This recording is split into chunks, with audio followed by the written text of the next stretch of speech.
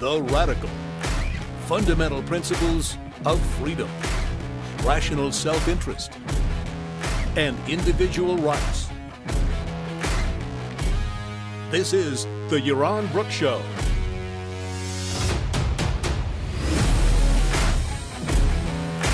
All right, everybody, welcome to Yaron Brook Show on this beautiful fall evening in Southern California.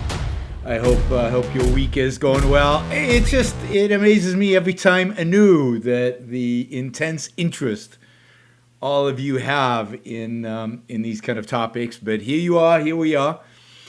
Before I even got started, there were 80 people online, and the chat has been going crazy already, all in anticipation of my analysis of the debate. Let me just say right off the bat, I'm not showing video. That would be too cruel. It would be like showing pornography. I can't do that. I will not show video. I will just, we'll analyze without the video. You can call me on where I'm inaccurate. It is 100 degrees outside. I didn't make it to the pool today, but tomorrow is definitely pool day. It's 100. It's 92 right now, but it was 103 earlier today. But we're going to talk about the debate, if you can call it a debate. We'll talk about the verbal brawl, the verbal diarrhea that was with a pretense of a presidential debate. But before that, I wanted to give you some good news, because after this, there's no good news. Nada. Zero good news. So I figured we'd start with a piece of news that you probably haven't seen. This is good news. It's like cool, right? A company, a CEO actually doing the right thing for a change. And the company is called Coinbase. It's a cryptocurrency company, I guess, in Silicon Valley. I don't know much about the company, but its CEO, his name is Brian Armstrong. This week announced that no politics at work, no discussions of politics, no debates on politics, and the company will not be taking positions over political issues. None. Right? He argues that this has created mayhem in other companies, that employee activism and political discussions at work have created internal strife at Silicon Valley companies, and that all this social activism is unrelated to what the company does. I mean, he should get a gold star. He says, "While I think these efforts are well-intentioned, they don't have potential. They have the potential to destroy a lot of value at most companies, both by being a distraction and by creating internal division." He has offered any employee who does not want to stay with the company under these terms a very generous severance package. Please go away. He says life is too short to work at a company that you aren't excited about. Hopefully, this package helps create a win-win outcome for those who choose to opt out. I mean, maybe he's listening to your Yaron Brook Show. It sounds like it. He sounds win-win. Who talks like that way? Specifically, he said the company won't debate causes or political candidates internally, will not engage when the issues are unrelated to our core mission, because we believe impact only comes with focus. He wants the company to be laser focused. And what should they be laser focused on? What should they be laser focused on? On the use of digital currencies and on, drumroll please, profits. Wow. All right. I mean, he gets CEO, him and the guy from Trader Joe's, they get CEO of the Year awards. For me, that was pretty perfect, I have to say. He wants profits. He doesn't want politics. That is very, very, very cool. So kudos to Coinbase. I might have to look into Coinbase. I'm a little so on crypto. But Coinbase looks like a cool company with a cool CEO. So I'm going to look into them and see what they're like. See what they're like. All right. Do we really have to talk about the debate? Oh my God. So yesterday we had this great show on. I mean, really a good show. I thought it was great. We covered a positive topic. We talked about values. We talked about how to live your ethics. We talked about, the context in which one could lie or not lie, and how to pursue values and all this stuff. And I was in a good mood, and you guys seemed to enjoy the show, although again there were half as many people. And but it was a really good show, real practical ethics show. And before I go on, well, and then then I go downstairs and my wife's watching the debate, and oh my God. But before I get to that, one, don't forget to like the show before you leave. Thank you for all of you who've already liked the show. I haven't even started talking. You've already liked the show. Thank you for those of you who already liked the show. And don't forget to share the show if you find it interesting and of value. And don't forget to support the show. We will be taking Super Chat questions. We've already got one. Super Chat questions over $20 will get priority. The higher the dollar amount associated with the question, the higher the priority you would get. So please, $100, $500, $1,000, everything is game. But of course, you can also contribute to the show by going to Yaron Brook Shows, yaronbrookshow.com. I'm sounding a little bit like Joe Biden. Can't put my words together. .com/support, and you can make a contribution there, or on Patreon, or on Subscribestar, or on Locals. So thank you, and thank you to all of those who already support the show. There are many of you, many of the people listening right now, already supporters of the show. So thank you. I really, really appreciate it. And those of you who haven't, I'm just asking you to consider the value you get from the show. Is it worth your while to do? Win-win, value for value. So yesterday's show, which was a very positive show, I really enjoyed it. Those of you who haven't listened to it yet, I encourage you to go listen to it. A value-added show, a show that contributes, I think, to your life in the pursuit of your values. Anyway, the Troy, who funded the show yesterday, who gave $1,000 for the topic last time, emailed me today saying how happy he was with the show content, and then suggested a series of shows. A series of shows that I do on basically ethics in life and in business. Ethics in life and in business. Application of ethics to life and business. And I do so over October.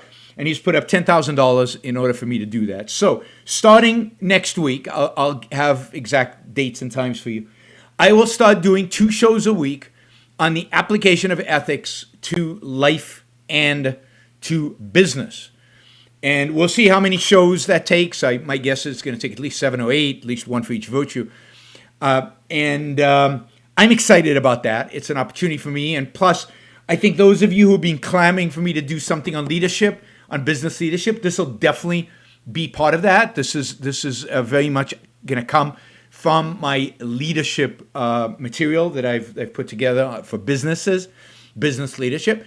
So please join me when we start doing these shows, and hopefully you like them. Hopefully you get other people to come and watch. This, I think, will contribute positive to your life as compared to today, which is mostly going to entertain you. And if that works, then we can think about other themes, other topics, other things that we can do show on. So please join me in doing this practical side, ethics, in the application of ethics in business and personal life. All right, let's jump into this debate. So I went downstairs and I started watching this debate, and oh my God. I mean, I think the emotion that came over me more than anything else, the emotion I got, was embarrassment. I was embarrassed by the fact that I live in a country that I consider the greatest country in all of human history, a country founded on principles that are elevated, that are just, that are the core principles for human survival, for human thriving, that founded the most moral, the most principled, the most successful country in human history, that I'm sitting in this country and watching a couple of geriatrics who are embarrassing. Who have nothing to say, no value to provide, no guiding ideology or philosophy, no ideas, no content, where one is basically just a bully, who won't even accept that this is a debate, who talks over the other side, interrupts them, does not let them say anything, repeats over and over. And how many times are we going to hear about Hunter Biden? $3.5 million. I guess Trump succeeded because I remember even the number that he got from the Russians. And Biden saying, no, he didn't. And Trump said, yes, he did. I mean, this is like two 5-year-olds in the playground. Yes, he did. No, he didn't. Pathetic. Disgraceful. Embarrassing. You had a bully, and he had like a weakling, unsophisticated, just show up and just show that you can put a string of words together and you'll win the election, which is what Biden was. And Biden is an embarrassment even for Democrats. Although, granted, he's a centrist embarrassment, but which is better than a far left embarrassment. And Trump is just nothing but a brawling bully from the corner, from the neighborhood corner. A thug who has nothing to offer, no values to present, no content to talk about, nothing to debate. On actual issues, he was inarticulate. What he said was meaningless. He boasted half the time, devoid of any content. Greatest economy in human history. Yep. Bullshit. I wish I was there debating him. Talked about the pathetic 2% economic growth that happened during his administration. Biden did get a line in about the number of jobs created. But yeah, number of jobs created under Trump in the first 3 years was about the same as the number of jobs created under Obama in the last 3 years. But Biden was so soft that none of that even got through. He is just, how anybody can get excited about Donald Trump, other than he's a bully and we're at a point in our history where we need a bully to beat out on the left. And that's what we need. All right. Well, then the country is finished. Somebody asked, a super chat question, what piece of classical music would you go well as background track to this debate? I mean, two thoughts. One is, well, no piece of classical music deserves that tragic fate. So it would have to be something modern. It would have to be something disintegrated. It would have to be something completely atonal. It would have to be something by Schoenberg or Berg from the early part of the 20th century that is basically noise. Now, Paul nominated Rite of Spring. That is the closest. But Rite of Spring is too melodic, too interesting, too good for this debate. It would have to be something that is so dissonant, so disjointed and disintegrated. Hindemith, even Hindemith is borderline too good. Again, it would have to be Schoenberg or Warsaw. So just a random piece of the kind of stuff that they put in the middle of concerts today, which just noise, and they put it in the middle because you know that if they put it in the beginning, you would come later. If they put it in the end, you would leave early. So they put it in the middle so you don't have any choice. If you want to hear the two good pieces, it has to be there. No, Shostakovich is too good for this. But the other choice I had, the other possibility for John Cage. John Cage would be good. Something completely nihilistic, right? John Cage, not even music, just noise. Noise.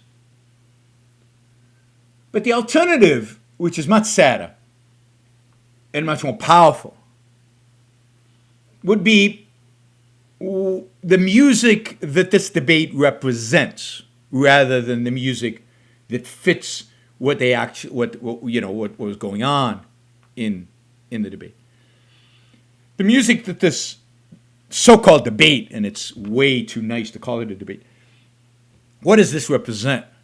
And there, I think, the best piece of music I can think for this, right off the top of my head, would be Verdi's Requiem. One of the most powerful pieces of music ever written. It is a requiem. It is what is sung. It is what is sung when somebody you love has died. It is what is sung when a great value in your life is gone. It was written by Verdi when one of his friends, a man he loved and admired, a poet, I forget his name right now, it starts with an M, had died. And he composed this Requiem. And if you haven't heard the Verdi Requiem, it is a true masterpiece, one of the great, great pieces of music ever written. And if you think about it, it's what America deserves right now. It deserves a Verdi Requiem. Because how do we ever recover from what we saw of these two men last night? And it's not just two men. I mean, if these were just two random men. But these two men who are, one of them is the President of the United States of America. Frank says his name was Manzoni. It was Manzoni, thank you. One of these people was the President of the United States of America. The other wants to be the President of the United States of America. You've got a thug and mostly an empty suit.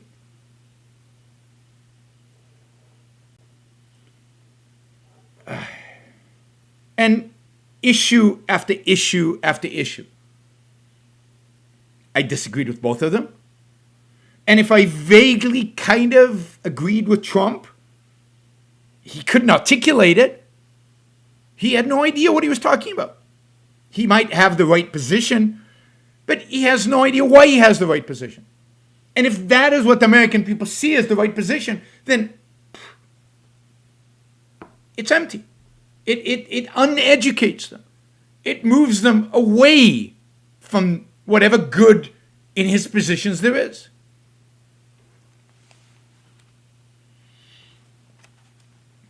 So, I thought he was at his best. I thought the best answer Trump gave was on the forest fires. And as soon as he left the forest fires to deal with the broader kind of climate change issue, he fell apart completely. I mean, Alex Epstein was very critical of his response today in an email. I mean, he completely lost it. He granted the premise, was rallying for electric cars by the end of it. So he somehow memorized a decent response to the forest fires because he's been traveling around California, so he's practiced it often enough.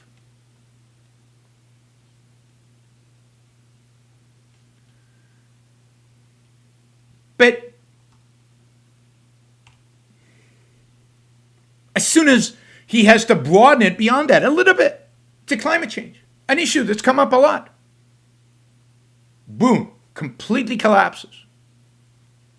Completely collapses. Thank you, Angels Philosophy. This is a philosophy for angels. Real life angels right here on earth. I mean, it was pathetic. He granted everything to Biden.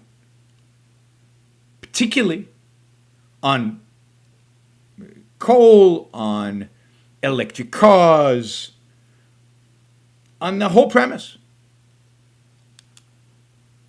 And it's not even an issue of accepting global warming. You can you can accept part of the issue of global warming and still phrase your answer in the appropriate way. I mean, the way I would have answered is it is quite possible that our globe is warming.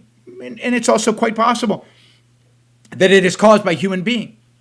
It is because of that I am a strong advocate of the cheapest, most efficient form of energy, so that we can deal with whatever consequences this warming is going to create for us. so we can have the energy to improve our standard of living and quality of life, so we can have the energy to provide more air conditioning. We have the energy to build dikes if necessary, if it turns out to truly be flooding. So we have the energy to build homes that can withstand earthquakes and hurricanes. Well, not earthquakes, but hurricanes and tornadoes.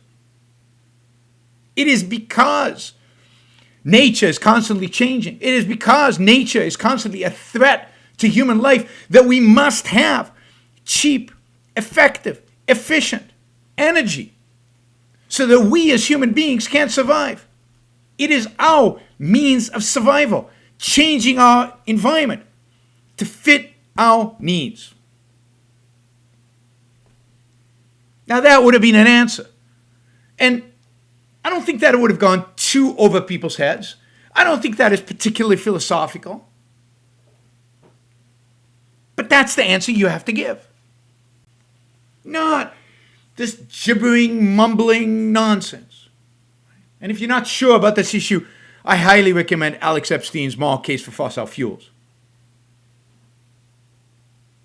All right, somebody says, but he gave a good answer on critical race theory. No, he didn't. So they asked him about banning critical race theory being taught in the government.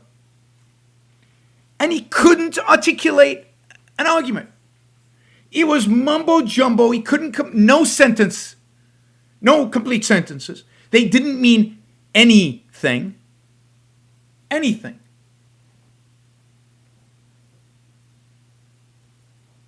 Now, here's my answer, right? We're gonna do Yaron Brook participates in the debates, right? So you got my answer about climate change. Here's my answer about critical race theory. I would start by saying the following. Absolutely, I condemn racism everywhere and anywhere that you find it. Racism is barbaric and wrong. But the problem is that what is being taught in these seminars is not how to combat racism, but what is being taught in the seminars is racist. Because racism is treating an individual not based on his character, but based on the color of his skin. It's treating individuals based on his genes and his membership in a particular ethnic group. And I am against that. But you see, what's being taught in these seminars is for people to emphasize the color of their skin, to embrace racism. So yes, I'm all for seminars that might combat real racism.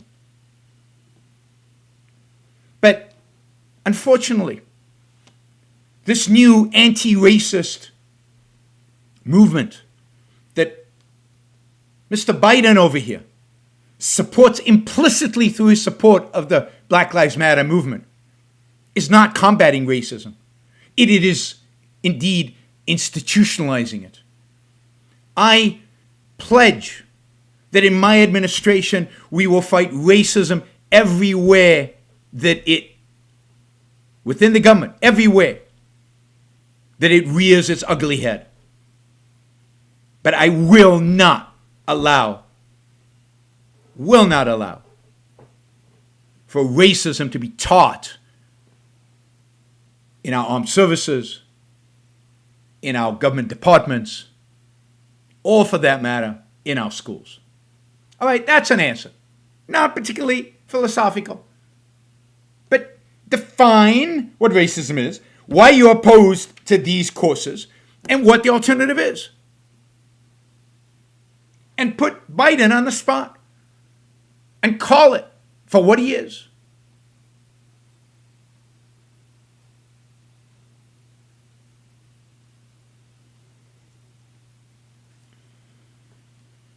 Instead, Trump, for the whole last half hour, said Hunter Biden 3,000 times.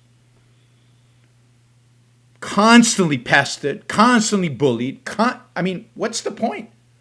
The people who like that are his voters already. Isn't the whole point, I think, of a debate to try to sway undecided? Did this performance really sway anybody? but on issue after issue, he was either completely inarticulate or just wrong.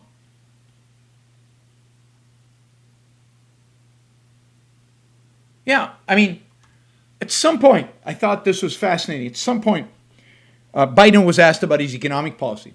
And you know what he said his economic policy was? I don't know if you guys remember this. But what Biden said his economic policy was, he said it was buy America. He said the problem in America today is we don't have enough manufacturing jobs. The problem that we have today is that the government spends too much money buying stuff from overseas. His economic policy was Trump's. What's the difference between them?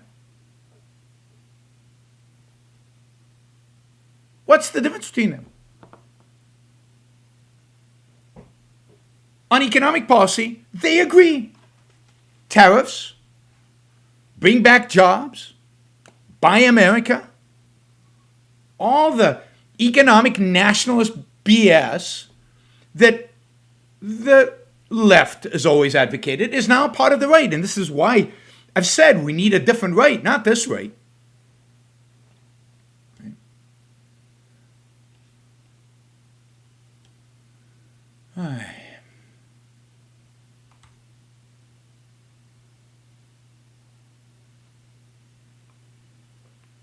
Oh, Bree says, I disagree. The debate was perfect in every way. Anything that makes politicians, especially the president, look like power-hungry clowns is good. The idea that one of them might be good is the biggest problems we face.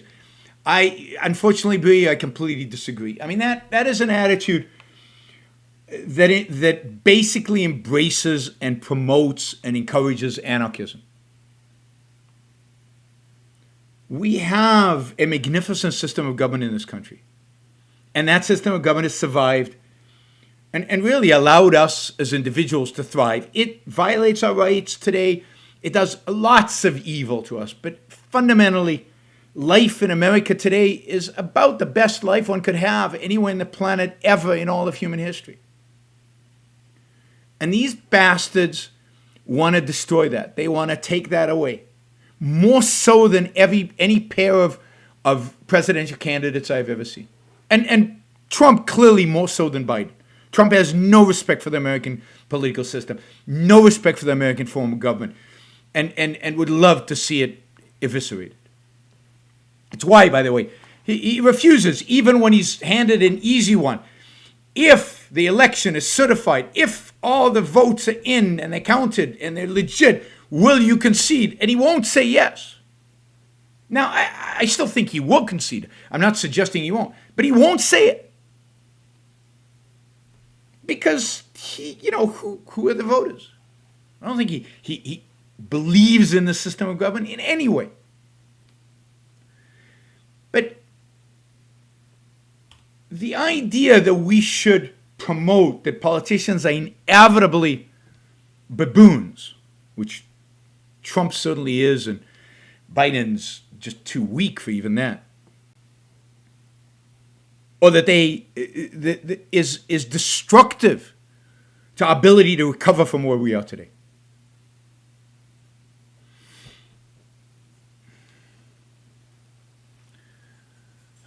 Yeah, I mean, Wallace at some point said Trump favors more free market policies than Biden. Somebody wrote this. And then looked at Trump, and Trump gave no acknowledgement for that. Trump doesn't think in terms of free markets. He has no inclination towards free markets. He wants to manage the economy just like Biden. He just wants to do it differently. But there's no difference. There's no free markets. There's no hands off. There's no let's move away, let the market function.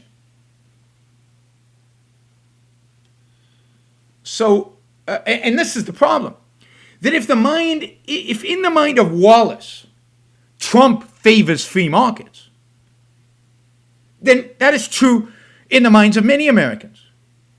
And you see, that is the real damage, or part of the big damage that Trump does to us.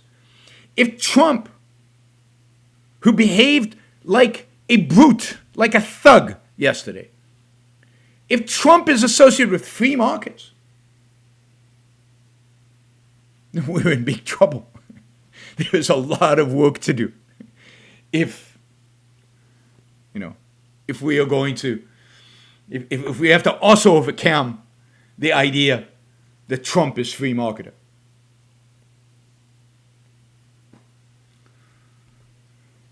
Trump is not a free marketer. Trump is a manipulator,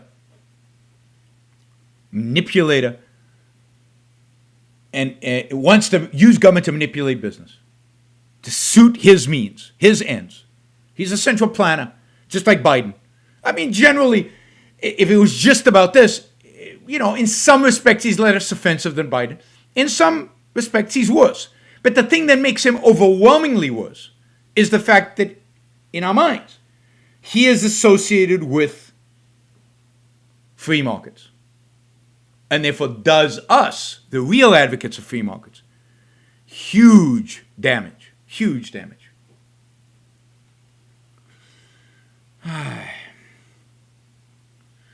All right, let's see.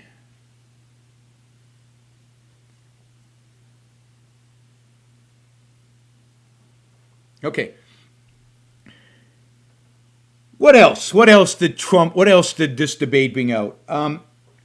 I thought the white supremacist little back and forth was enlightening, both in terms of the fact that Biden refused to criticize Antifa and claimed it didn't really exist. It was just an idea. It wasn't an organization, which clearly goes against the facts of reality. And he would not really, even when given again an easy one by Wallace, just are you, law and order. He could have easily said, I'm for following the law. I'm against riots. I denounce riots. I denounce looting. I'm against any organized form of this stuff. And if you call it Antifa and that's what it is, then I denounce Antifa. But he couldn't do that. But then, of course, what did Trump do? Will you denounce white supremacists? Yes. Okay, do it. Tell me whom. Tell me what. What should I denounce? And then he doesn't denounce it.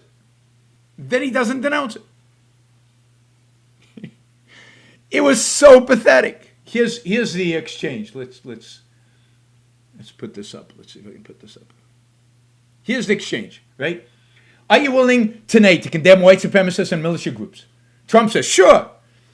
And to say that they need to stand down and not add to the violence in the number of these cities we saw in Kennesaw and we've seen in Portland. And he says, add to the violence, not initiate the violence. Add to it. All right. Should, Trump says, I'm prepared to do it. But I would say almost everything I see is from left wing, not from the right wing. I'm willing to do anything. I want to see peace. Then do it, sir. Do it, Biden says. What do you want me to call them? Give me a name. He's already, all he has to say is I denounce white supremacists. Wallace says white supremacists and right-wing militias. But he won't say it. So Biden says Proud Boys. So Trump says Proud Boys. Stand back and stand by. But I'll tell you what. Somebody's got to do something about Antifa and the left. Suggesting maybe the Proud Boys should? Should they stand by for orders about doing something? I mean, what the hell? Here's what I would have said. Let me just copy these. Here's what I would have said to a question like that. Of course, again,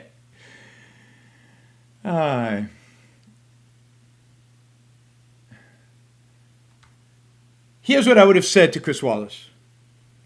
Yes, absolutely, I condemn white supremacists and any kind of right-wing militia that initiates violence in the streets of America. The violence perpetrated by Antifa and other rioters and looters should be handled by the police, should be handled by law enforcement, not by private citizens. You're not helping. And white supremacists is an evil, offensive ideology. It is un-American and is unbecoming to anybody. I would love to see, by the way, my fellow debater, Mr. Biden here, condemn the violence of the left. I would like to see him condemn Antifa. Those men dressed in black, you can see them on television almost every evening if you watch the right channels, who initiate violence all across America. all across America, and who he silently supports. I'm here to tell you, violent, militant, right-wing organizations have no place in my campaign, have no place in this country. They should be denounced, and if necessary, if they commit acts of violence, they should be disarmed and prosecuted. I'd like to hear Mr. Biden say the same thing about Antifa. Now that would have been an answer. That would have been an answer.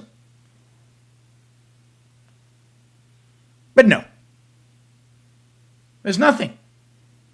And when he says, all the violence I know is from the left wing, well, I mean, really? The guy who shut up Walmart, was he a leftist or an anti-immigration, part of the influence by right? The guy who shut up the synagogue, was he Antifa or was he from the right? I mean, really, in terms of actual deaths, in terms of actual shooting people, the anti-immigration, the anti-Semites, the white supremacists have killed many more people than has the far left. Now, the far left does more rioting and looting, granted, and that's horrific. But you cannot say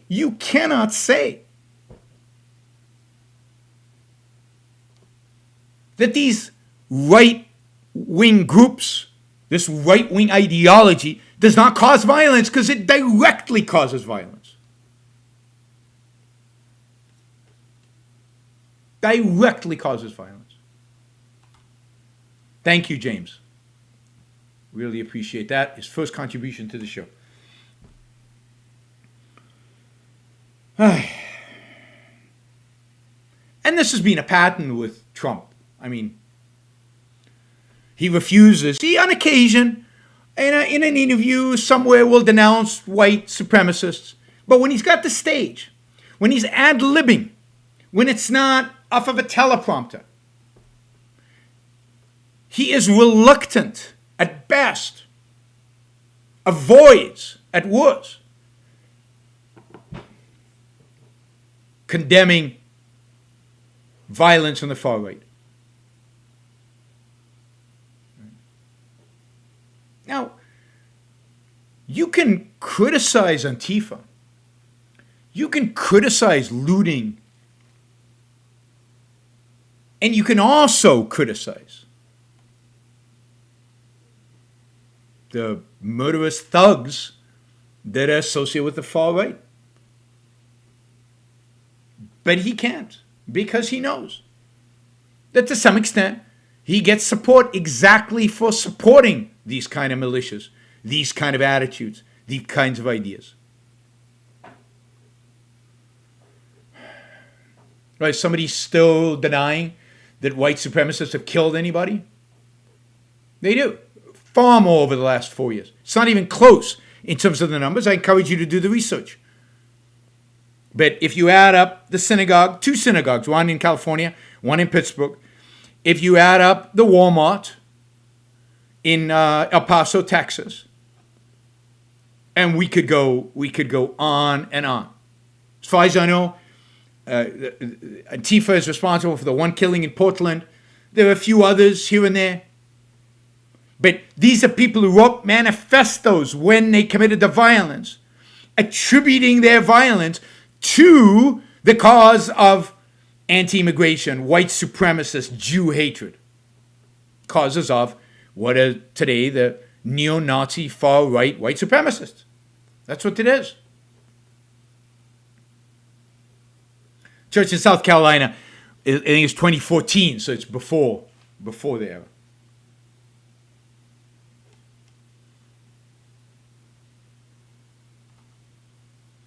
Why is this not copying right? This is weird. Weird. Let's see. All right, there it goes. Don't know why it does that. Anyway, it's horrific. It's horrific. But it's, again, not new. You know, he did the same thing in Charlottesville. And He can't do it. He is a creature of those creatures. So, what do you say about the debate? It's an unmitigated disaster. But think about even the format of a debate. Think about 2-minute answers, 6 different topics. Think about the questions. Stupid questions, concrete bound, non-essential. I mean, was individual rights mentioned once? When was the last time you heard the term individual rights in a debate? Any debate, but certainly a presidential debate.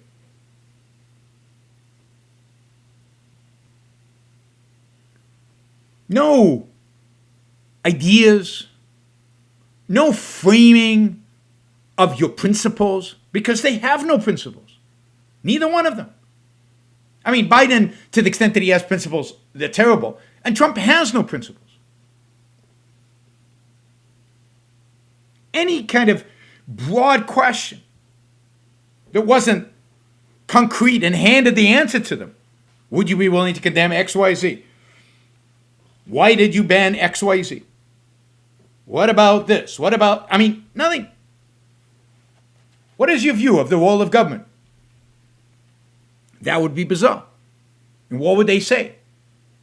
It's to intervene in the lives of Americans and try as best we can to enhance them based on our own image. I don't know. What would they do? What would they say? They wouldn't know where to begin. There is no concept of rights. There's no concept. I mean, imagine a question that asked them what their thoughts about the Constitution, or their thoughts about the Declaration of Independence, or their thoughts about the role of government in an economy, or their belief about, you want to get more concrete, their belief about what they would like to see as an ideal, a long-run tax regime, or what kind of taxes would they like to see. You know, maybe an opportunity for somebody to mention a flat tax or more progressive tax, or, you know, screw the corporations, raise taxes on them. I mean, Biden did say that he would want to raise corporate taxes from 21% to 28%. Still lower than where they were before Trump lowered them at 30-something%. But, you know, that 7% increase in corporate tax is meaningless to anything. It's just, you know, virtue signaling. It has no economic meaning from a democratic perspective. It doesn't budge. I mean, here's a question that wasn't asked at all. A simple question, a practical question. The deficit now is at the highest level as a percent of GDP since World War II, since the midst of the war.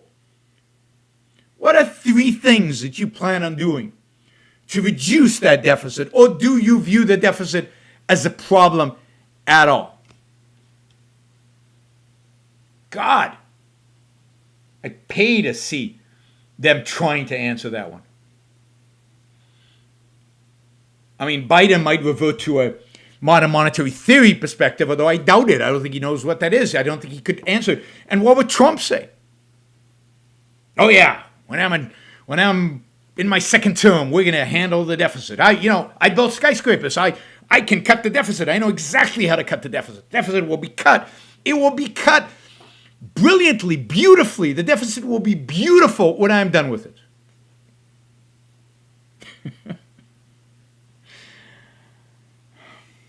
That's the best he could do. So, while for years now, debates have gotten worse and worse, the questions have gotten more practical, more concrete, more narrow, less intellectual, and less intellectual, and less intellectual. Yesterday's on all fronts was a disaster. Wouldn't you like to see them each start with 10-minute opening comments about their view of the role of government in society, and then asked big questions about the big issues of the day? Yeah, a question on race would be appropriate. How would you define racism? And what do you think is the role of government in defeating it? That's a good question. Do you think global warming is a real issue? And if so, what should government do about it? That's the closest one they came, right? In what way? Do you think government has any role in healthcare? I mean, this would be beautiful because if they asked these questions, you'd see, if they answered honestly, you'd see how little difference there is between the two candidates if they answered them honestly. Somebody asked if there's a WhatsApp group for forum for people here. No, but there's a Facebook group called the Yaron Brook Show Facebook group. So you can hang out with people from the show over there. I mean, you would see that on every issue, they are very similar. On healthcare, Trump would go on and on and on how he's going to save Medicare and Medicaid, and how he wants universal healthcare. He said that over and over again. And no insurance company should ever discriminate against somebody for pre-existing conditions. And, Biden would say, well, I agree with all of that, and I want a public option added to Obamacare. And basically the two would be, there's not that much difference. Maybe we should get together for drinks afterwards and figure out exactly what our joint legislative agenda should be.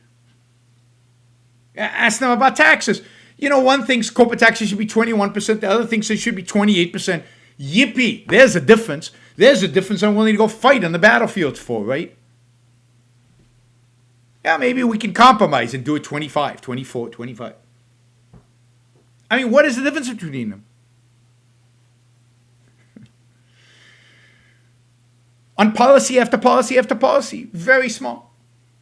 Very small. All right, let's see if there are any super chat questions on this.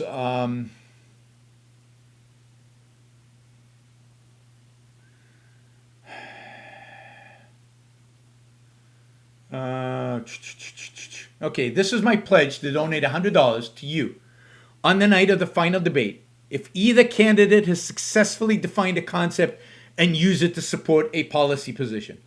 All right, I pledge to give you $100,000. I mean, what's the chances of that happening? You could put $100 million in that statement. I mean, $100 seems pretty low. And I have no control of it. So, of course, they're not going to. Successfully define a concept? Successfully define a concept? I mean, where do you live? This is America in 2021. There's no such thing as concepts. He says, big dream. Yep, that's a dream. I mean, you'd have to have me on stage. I mean, wouldn't that be fun? I mean, put aside whether I could get elected. Of course I couldn't. I would lose in a landslide. But wouldn't it be fun to be up on stage there and just give the principled answer to every question asked? And elevate the discussion? And in a voice that is not so weak, tell Trump to shut up and to go to hell? Wouldn't you love to see that? I mean, I would love to be on that stage. It would be so much fun. It would be so much fun. I mean, I don't think anybody would vote for me after that. But it would just be fun. Put aside the voting stuff. I think the only interesting part of this debate is how Trump essentially forced Biden to separate himself from the leftist part of his party. Yeah, but I think Biden wanted that. I think Biden relished that. I mean, that is his biggest achievement during the debate. The fact that he said, I'm not part of the far left, and I am the Democratic Party, is exactly what he needed to say to reassure independents, to reassure the center, that he is not in the hands of AOC and Sanders. And it's exactly what boosts his probability of winning. If Trump had been successful, he would have cornered Biden into a position where Biden said, I agree with AOC. That would have been Trump victory. But for Trump to say, I don't buy into the Green New Deal, AOC Green New Deal. Here's my platform, which is only $2 trillion versus the $30 trillion that is. That's a victory for Biden. That's a victory for Biden. Anytime he can, because the left, I mean, Noam Chomsky said this, and a bunch of other far left commentators have said this. They're going to vote for Biden. Not because they like Biden, they hate Biden, but because they want to get rid of Trump. So he's got that vote. The vote Biden has to get in order to win is the independent vote, the suburban vote, the moderate vote, the centrist vote. And if he can get that vote, then it's all over for Trump in the elections. I think it is anyway, right? I think he's basically, unless something happens between now and then, Biden is going to win this. But so I thought Biden, here's my assessment. Biden basically did what he needed to do last night. He completed sentences. He looked a little confused and a little, bullied. He looked weak, but he didn't look like he was suffering from dementia. So he solidified the people who already supported him, which, according to the polls at least, looks like a majority. And he distanced himself from the left, from the far left, which is good. And then Trump, who needed to come across as presidential, needed to project something that would sway voters that had moved away from him back in his direction, I think failed completely. He came across as a bully, a thug, and I don't think he got any new voters from last night. He basically solidified the people who love him already. The people who will vote for him even if he shot somebody in the middle of Fifth Avenue, those people would vote for him anyway, no matter what. It's about 40% of the electorate. They will vote for him. Did he get anybody else? No.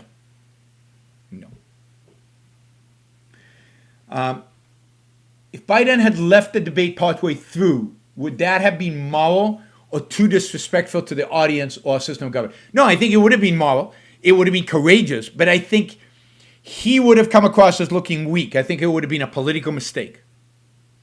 He is too weak to pull that off.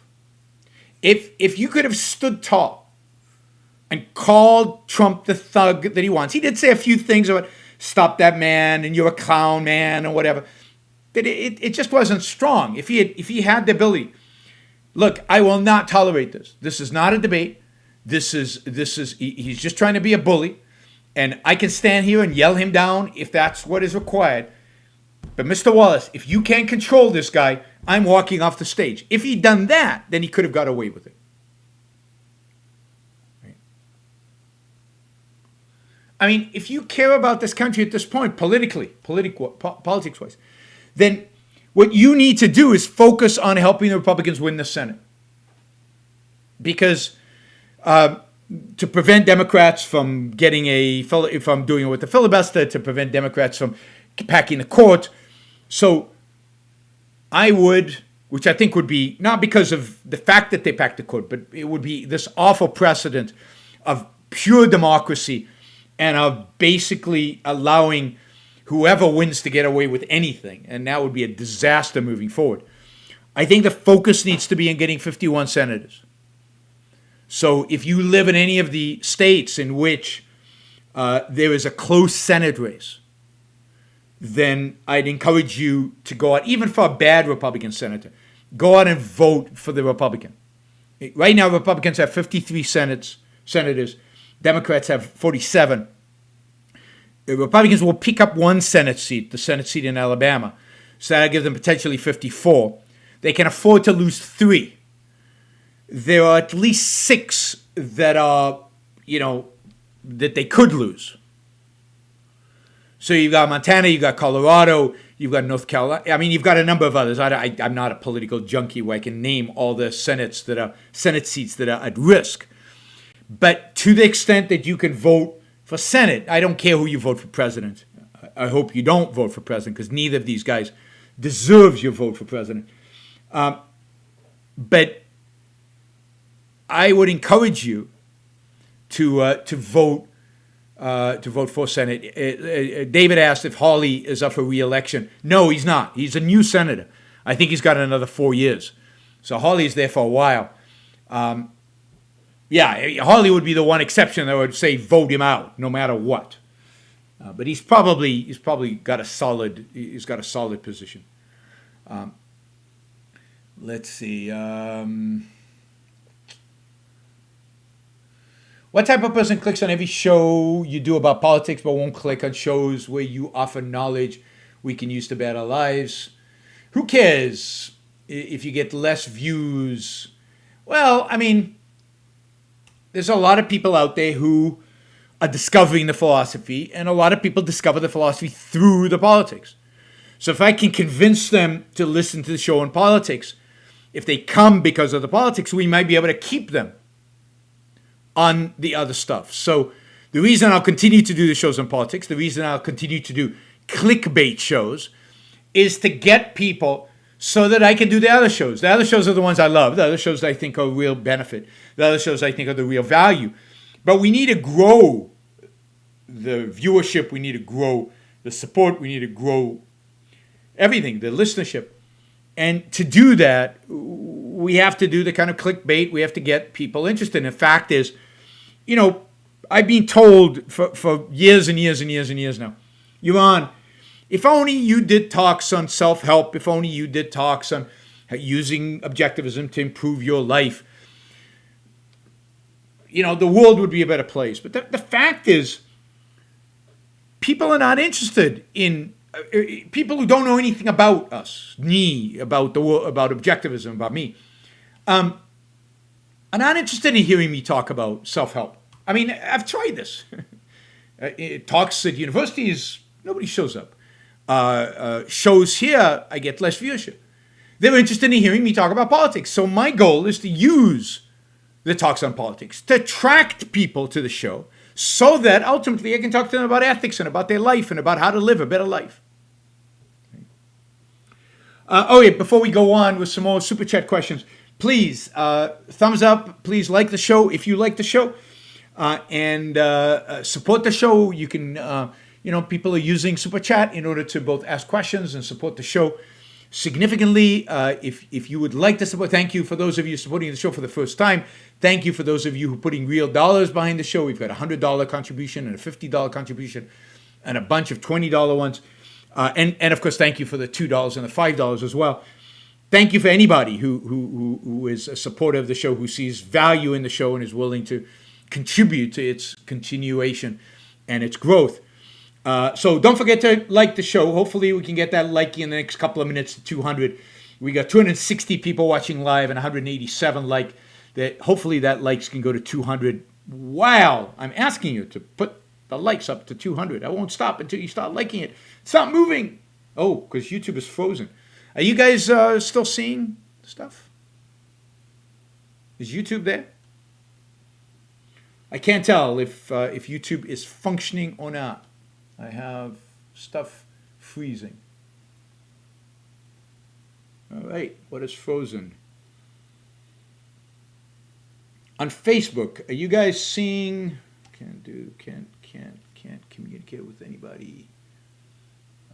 Let's see.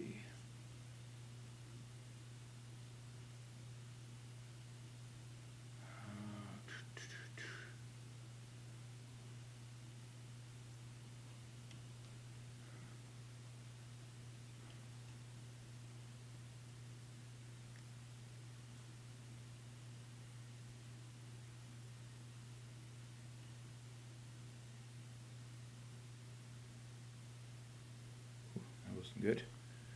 Now we're definitely off.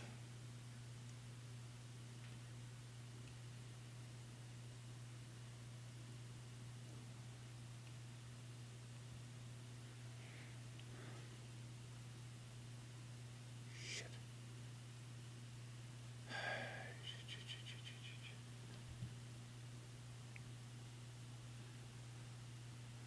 All right, sorry for the pause here. We'll be back in a couple of minutes. Everything is crashed.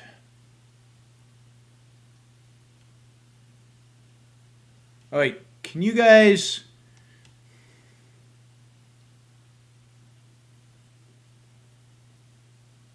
Are you guys there? Can anybody tell me if you guys are there?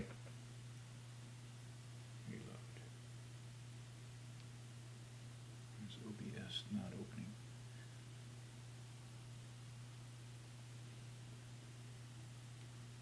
All right. Everybody there? Anybody there? 1, 2, 3. 1, 2, 3. Are we still there? Yes, still here. That looks like it's online. Why is this? Why does OBS not open? All right. All right. Thanks, Ryan. Thank you for the support. All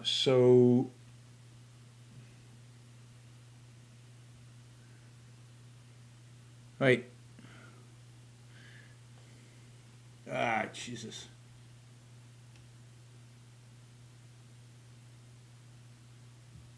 Sorry, guys. My computer's going nuts.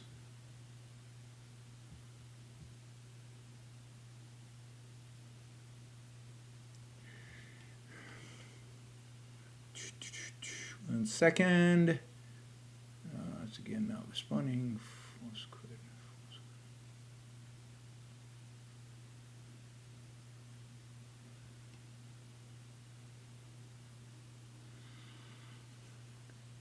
All right. Let us see. Let's see. What do we want to... So I just want to remind everybody, and I'm going to wait to see if this recovers now. I want to remind everybody that we will be starting next week.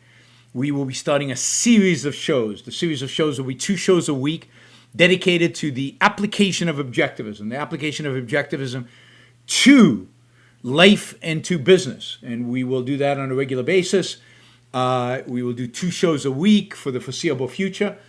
And that is all funded by Troy from Australia, who's supporting the show very generously. And I'm excited about it. It'll cover leadership aspects of business. It'll cover kind of the virtues and values and how to apply them both in your life and in a business context. So I look forward to sharing all that with all of you guys. And all right, I can't tell if we're live or not. And I'm sure a lot of you have abandoned me. But let's do this. Let's see, is anything going on? Huh.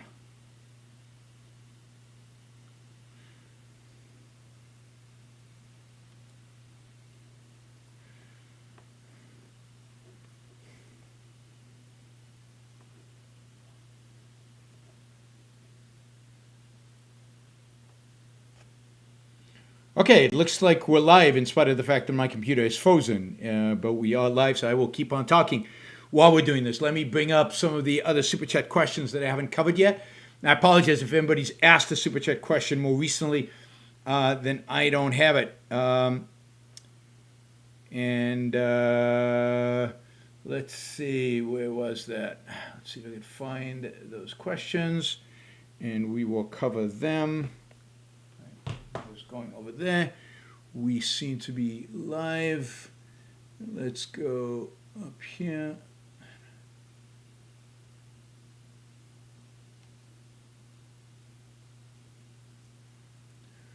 Okay, word is not responding either.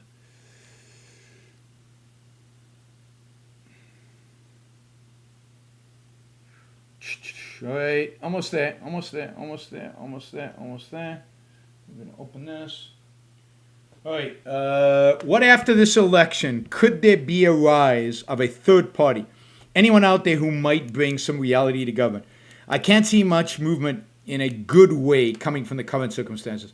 Yeah, I mean, I agree with your analysis, and I would like to see, I think there are two possibilities here.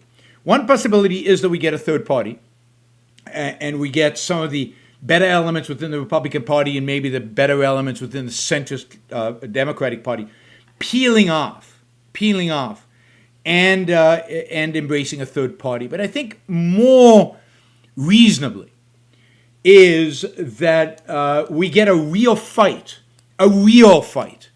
within the Republican Party for the future of the Republican Party. That is, we get a fight for what the Republican Party stands for. And we get people who are willing to reject kind of Trump's vision of the Republican Party and who are willing to embrace a more rational view. That is, a Republican Party that is more focused on free markets, a Republican Party that is more focused on the Founding Fathers, a Republican Party that is more focused on founding kind of principles, founding ideas of this country, rather than the national conservatism, the anti-tariffs, anti-trade, anti-free market Republican Party that exists today, and who maybe step away from their commitment, their absolute commitment to religion. Now, I don't expect that to happen. This country's still quite religious, but at least not make religion a center of the party. So I think you can expect a real battle within the Republican Party. And let me just say, off the record, of course, nothing you say on YouTube is off the record. I've been approached by people within the Republican Party who are anti-Trump to form some kind of movement within the Republican Party post-election if Trump loses, to fight for the soul of the Republican Party. And they've asked me to help them draw up a platform for such a movement. I won't officially be associated with them, partially because it can't be an objectivist platform. It has to be a platform that makes the Republican Party just more sane, just a little bit more reasonable, just a little better, right? Not a little bit, a lot better than what Trump has proposed. So it won't be a laissez-faire capitalist political party. That can't win an election. But it certainly can be, because the American Capitalist Party, Jack asked, why not the American Capitalist Party? Because the American Capitalist Party is too radical. The world is not ready for it. So what we need is to buy time. What we need is a Republican Party that doesn't completely annihilate us. What we need is a Republican Party that moves us away from authoritarianism, not towards authoritarianism, that slows down the path towards the abyss. That's all we need right now. We need time to build up support so that we can establish an American Capitalist Party. So I'm quite happy to help anybody who wants to create a political party that is better than the current political parties, that won't keep us moving in that direction, that moves us, takes us a step back from authoritarianism. So, and I think the only way to do that, in a way that is electorally feasible in the short run, is to establish is to save the Republican Party from itself. From Trump, really, not from itself, from Trump, and from Trumpism, and from Trump's Trump-like people, from the national conservatives, from the crazy anti-immigration, anti-trade perspective that Trump and so many within the political party now have. I mean, somebody says, "What about Jo Jorgensen?" Who cares about Jo Jorgensen? She won't get more than 3% of the vote. So she's not moving the country in any particular direction. She's not working to educate the American people on better ideas. She doesn't have a big enough platform. She doesn't have the visibility. She's nowhere. And she's not that strong. I mean, she's better, obviously, but she's not that strong. Yeah, I mean, Rand Paul has become a Trumpist. So it's to save the Republican Party from those Trumpists. So take all those senators who are basically just followers, second-handed nothings, like Rand Paul. And if you can change the Republican Party and give it new leadership and a new voice, they will then follow along. So he'll still continue. He'll follow something better than Trump. And that's our goal. is to have him follow something better than Trump. How would you differentiate a better Republican Party than from a Libertarian Party? Well, they won't be libertarian. They won't be free market. They won't be as good as we would want them to be. But they would have 40 to 50% of the American public. So they would be for less regulations, not for zero regulations. They would be for smaller government, but not for much smaller government like we would be. They would be for more legal immigration, not for much more legal immigration like we would be. They would be for, hopefully they'd be for free trade. That's a relatively easy one. They would probably want a significantly bigger military than the libertarians would want, and not the kind of military that I would want. They just would not be objectivist, and they would not be purely free market. They would just be better than what they are today. I mean, even if you they would be Reagan. Was Reagan a libertarian? I will take at least the rhetoric of Reagan. Right? Pro-immigration, pro-trade, pro-globalization, generally pro-markets, but not overly specific. And what you'd have to add, because we're not in the 80s anymore, is they'd have to be pro-reducing the size of government. They'd have to be willing to start paying back the deficit. Otherwise, we're screwed no matter what. Yeah, I mean, what we need is a Reagan or Thatcher. That would be fantastic if we could get the Republican Party of Reagan or Thatcher. Right? So I'm not saying it would be my political party. I would just help them on the edges to be a little bit more consistent than they will be if I wasn't part of the conversation. Now, who knows if they'll take me seriously? Who knows if any of this will happen? But I think we're going to have a major fight, a major battle within the Republican Party, between the Trumpists and the better elements in the Republican Party. All right, let's see. Will Pence versus Harris be better? He's a gentleman. Yeah, but he's a religious nut. He's not particularly articulate. He's not particularly bright. I mean, yeah, I would rather have Pence versus Harris than these two. But, Pence is not my ideal candidate for the Republican Party, even for the Republican Party. I think they're much better people. I'd like to see what DeSantis does for Florida, who seems to have handled this pandemic pretty well. I'd like to see Nikki Haley run and see under pressure what she's like and whether she can defend any kind of principles under pressure. I'd like to see the better elements in the Republican Party. I'd like to see them win long term. But for that to happen, they have to overcome and they have to defeat the Trump elements within the Republican Party. That is the clash that's going to happen. That is the clash that's going to happen. And I look forward to it happening. And I look forward to helping in any way that I can the better elements. Not the good elements, just the better elements. And helping them not in my role as objectivist, but just in my role as somebody who cares about this country and wants to buy time for objectivism. Yeah, Barry Goldwater, objectivist Republican Party, is a little too optimistic. Can you avoid religious issues in assisting the Republican Party? Probably not, but I think you can mitigate those issues.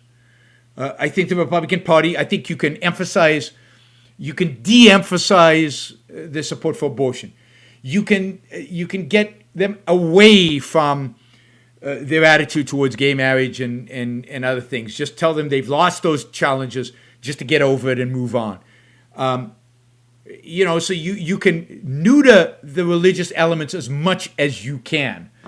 At the end of the day, no, this is why you have to buy time, because we have to buy time to fight those religious elements. And I think there's a younger generation that is at least open to anti-religious arguments or non-religious arguments. But we need time to get to them.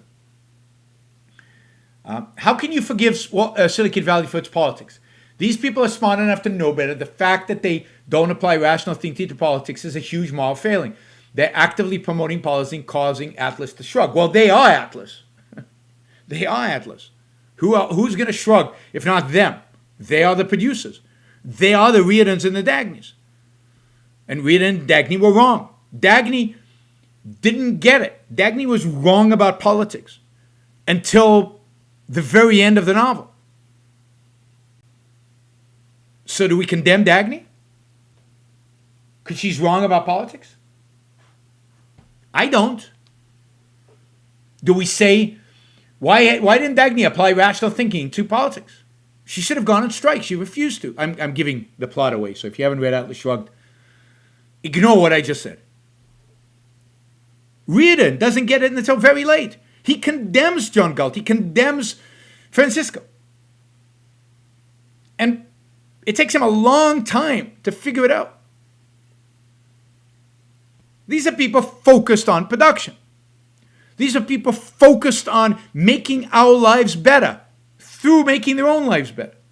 These are the productive geniuses of our time.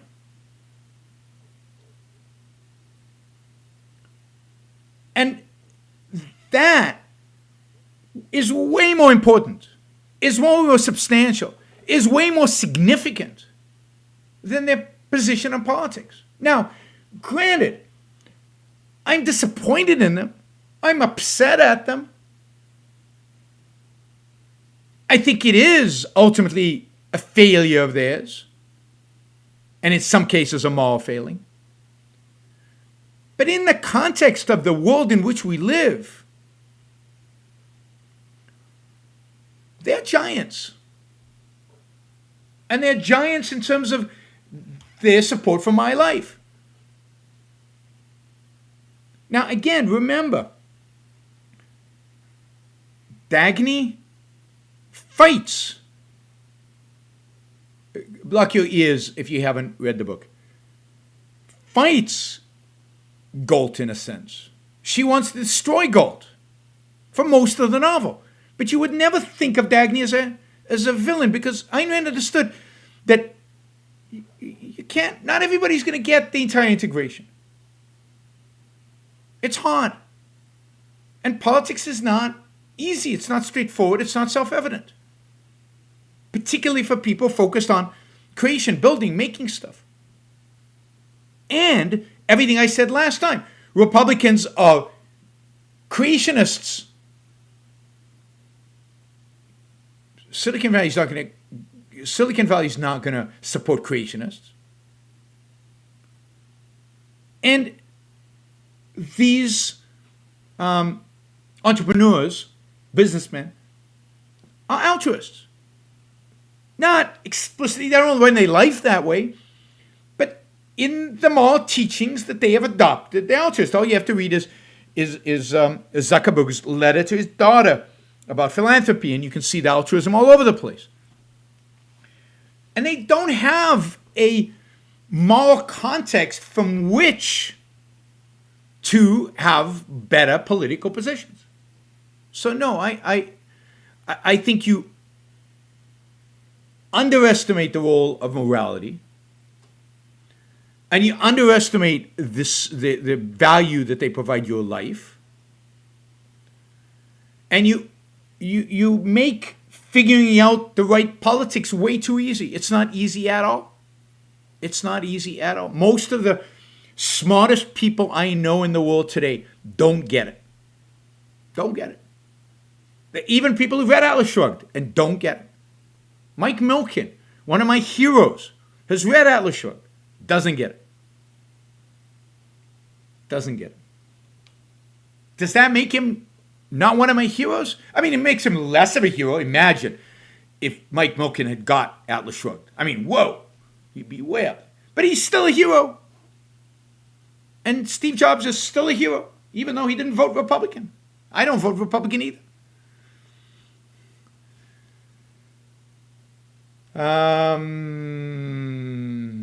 Have you seen Weird Al's musical reaction to yesterday's debate?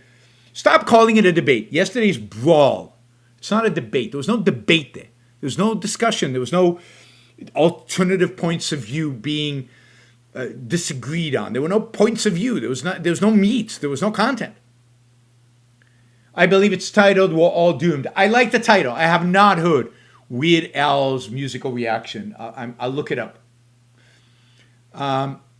Hey, Yaron, thank you for planning the leadership talks. I'm soon to become a manager for the first time and hope I will get to apply your instructions. Hey, I don't do instructions. I don't give you instructions. I'm an educator. I try to guide you and direct you in the right direction and provide you with knowledge which you have to turn into actions. But I don't give instructions. I don't give commandments. I don't tell you how to live or what to do. All right, here's a loaded question. Is the reason the objectivist movement has failed, I don't know what that means, has failed because people in today's world are thoroughly corrupt, or have we done something wrong? Overlooked a certain angle? Will armed objectivist militias be appropriate at some point? If failure means we haven't taken over the culture, then yes, we failed. I don't know who expected us. I've said since I was young, it won't happen in my lifetime. So I haven't failed because I didn't set that as a goal. The goal is not to overtake the culture in my lifetime. Ain't happening. It's too hard to change a culture. Have we overlooked a certain angle? Maybe. I don't know. I'm not omnipotent or omniscient. So you tell me if you think we've overlooked the angle. Let's try it. But usually when people tell me, oh, what we should do is X, we've either done X and it failed as well, or we've considered X and it doesn't make any sense. I've really heard a proposal that I think will make a real difference that we haven't thought of, considered, put into practice, tried. I don't know what more can be done. If I knew, I would do it. And if you know, then let me know. Tell me. So I don't know what I don't know. So have we overlooked a certain angle? Possibly. I just don't know. Well, and look, my view is, as long as there are people who I am reaching and I am converting and I am improving their lives and I am bringing Ayn Rand's ideas to them and I'm helping them apply them and understand them better, then I am winning, then I am succeeding.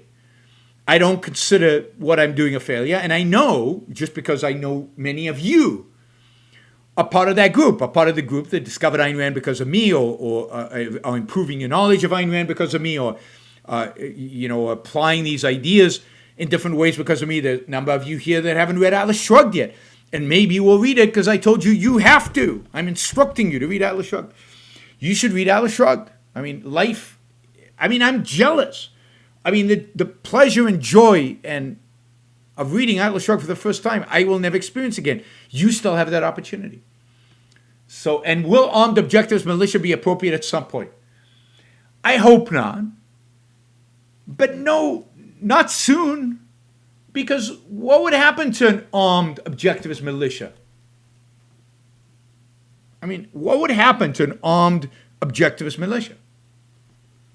It would be wiped out. It would be slaughtered. How many objectivists are there who would join the objectivist militia? 10,000, 100,000? It would be crushed. They're more white supremacists than objectivists, unfortunately. They're probably more far leftists than objectivists, unfortunately. There's certainly more people in the military than they're objectivists. Better armed, better trained, have bigger weapons. So I hope we never get to the point where we need a militia, but when we do, I hope we're better trained, I hope we're better armed, and I hope there are more of us, particularly young people. I'm getting a little old for running around with an AK-47 in the streets, shooting at tanks, throwing Molotov cocktails into tanks.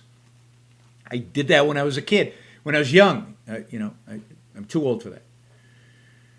Do you really see the West becoming significantly economically freer in the next 50 to 100 years?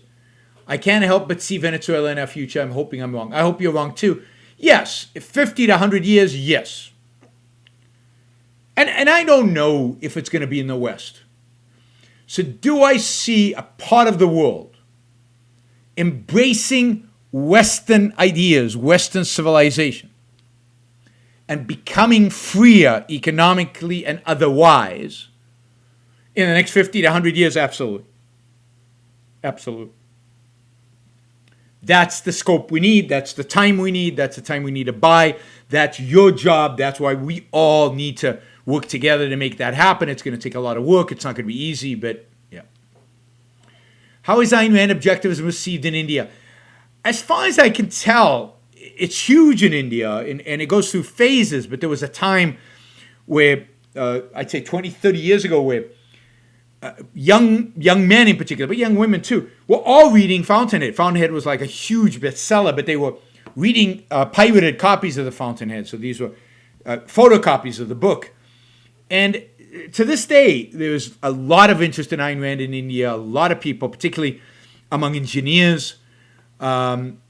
It's a tough sell in the sense of the culture in India. Indian culture is not exactly an Ayn Rand culture, but there's a lot of interest. There've been, that there was a Fountainhead TV series, I think, made in India and in Pakistan.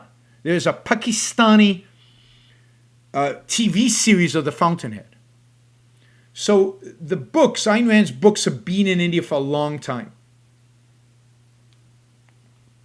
Rob Stubblefield says, by the time an objectivist armed militia could be effective, it would not be needed. Yes, absolutely. The only reason it would be needed is even though our numbers are growing and the path to victory is there, our opponents are getting violent. So we might need it for self-defense. But at the end of the day, the way to take over a culture is intellectually. At the end of the day, the way to take over a culture is philosophically. It's by ideas, it's arguments. And yes, that is the Robert Stubblefield. He deserves the, right? Absolutely. You might need a revolution as the last element, as the last thing, right? Just like in America, they needed a revolution to overthrow the king. But by that point, the culture was already on their side. They couldn't have won the revolution if they couldn't have rallied the Americans to that cause.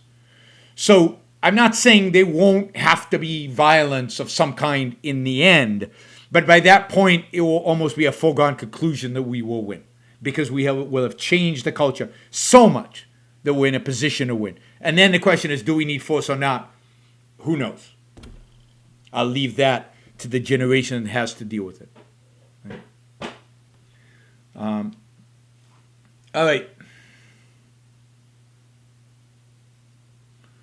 Daniel says he wants to make a Fountainhead series. I mean, what's his name is trying to make the Fountainhead into a series. The director who did Superman, I forget his name.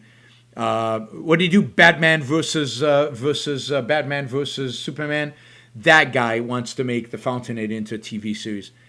I have a feeling it won't come out that great, and I'm not sure I want it to happen, and I'm not sure it will ever happen. All right. Hordes of savages have never been an obstacle to men who carried the banner of the mind. Who are you quoting, Ampleforth? I'm not sure who you're quoting, but yes. And this is the key. Our banner is the banner of the mind. Our banner is the banner of reason and individualism. And that is the banner we must side with. That is the banner we must raise and fight for and intellectually fight for. And that is why we must disassociate ourselves from Trump. Disassociate ourselves from the current Republican Party. And I think it's obvious that, I mean, the Democrats as well and Biden as well. We represent, we stand for, we are the last bastion of the mind. We're the last bastion of reason. We're the last bastion of the Declaration of Independence. Our banner politically is the Declaration of Independence. And nobody in the political world today stands with us. That is a sad, sad truth. He's quoting John Galt. I should know that. But that is John Galt. Hordes of savages have never been an obstacle to men who carried the banner of the mind. Don't dilute the banner. Don't dilute the ideas. Don't dilute the principles for which we fight. Be pure of heart, pure of mind. And if we can stick to these ideas, if we can stick to the principles, if we can keep them alive, then we will win. Not tomorrow, not in 10 years, but we will win. And our numbers will grow. And this culture will be saved. But as the last bastion of reason, as the last bastion for the Declaration of Independence, we must stay pure to our ideas. And on that note, I think that's a good note to end. So thanks, everybody. Thanks for joining me today. Sorry that we had to talk about that disaster yesterday, but I guess we had to. We will be back certainly on the weekend, maybe tomorrow. But as I said, next week we will be doing a couple of shows on applying Ayn ideas to ethics, to your own life, and to business. We'll start a series on that, but plenty of talk about politics as well. I'm thinking about doing a show on abortion. There seems to be a lot of passion and a lot of interest and a lot of confusion about the issue of abortion. So I've invited Onkar Gate to join me to do a whole segment just to talk about abortion, and we'll do that. We'll try to cover all your different issues, questions, debates. We'll take on some other political issues like that and try to analyze them and try to get more clarity around them. All right, everybody, stay true, and I will see you soon. Don't forget, we will win. Have a great night.